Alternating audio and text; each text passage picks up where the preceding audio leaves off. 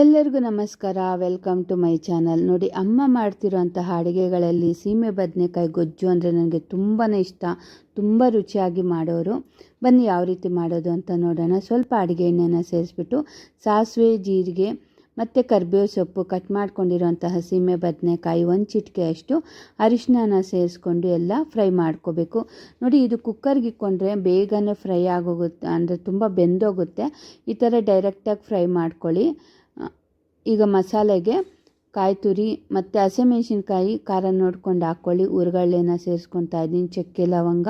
ನಿಮಗೆ ಬೇಕು ಅಂದರೆ ಕೊತ್ತಂಬರಿ ಪುದೀನೂ ಹಾಕ್ಕೊಂಡು ಗ್ರೈಂಡ್ ಮಾಡ್ಕೋಬೋದು. ನೋಡಿ, ಮಸಾಲೆ ಎಲ್ಲ ರೆಡಿ ಆಗೋಷ್ಟರಲ್ಲಿ ಸೀಮೆ ಬದನೆಕಾಯಿನೂ ಚೆನ್ನಾಗಿ ಬೆಂದಿದೆ.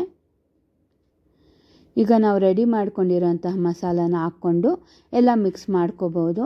ಇದಕ್ಕೆ ಈರುಳ್ಳಿ ಆಗಲಿ, ಬೆಳ್ಳುಳ್ಳಿ, ಟೊಮೊಟೊ, ಶುಂಠಿ ಏನನ್ನು ಹಾಕ್ಕೊತಾ ಇಲ್ಲ, ಬಟ್ ರುಚಿ ಮಾತ್ರ ತುಂಬಾ ಚೆನ್ನಾಗಿರುತ್ತೆ. ಇದಕ್ಕೆ ಸ್ವಲ್ಪ ನೀರನ್ನು ಸೇರಿಸ್ಕೊಳ್ಳಿ. ಈ ಸೀಮೆ ಬದನೆಕಾಯಿ ಗೊಜ್ಜು ಬೇಯ್ತಾ ಸ್ವಲ್ಪ ಗಟ್ಟಿ ಆಗ್ತಾ ಹೋಗುತ್ತೆ.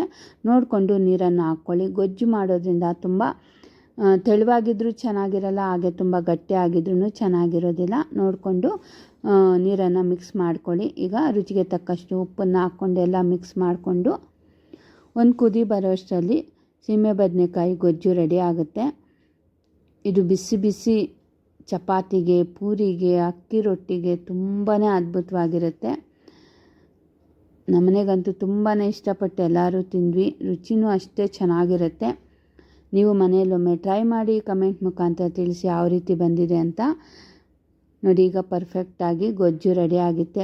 ಒಂದು ಬೌಲ್ಗೆ ಸರ್ವ್ ಮಾಡಿಕೊಂಡು ಸಣ್ಣದಾಗಿ ಕಟ್ ಮಾಡ್ಕೊಂಡಿರೋಂಥ ಕೊತ್ತಂಬರಿ ಸೊಪ್ಪನ್ನು ಹಾಕ್ಕೊಂಡು ಸರ್ವ್ ಮಾಡ್ಕೊಂಡು ತಿಂತಾಯಿದ್ರೆ ತುಂಬಾ ರುಚಿಯಾಗಿರುತ್ತೆ. ಈ ವಿಡಿಯೋ ನಿಮಗೆಲ್ಲರಿಗೂ ಇಷ್ಟ ಆಯ್ತಲ್ವ?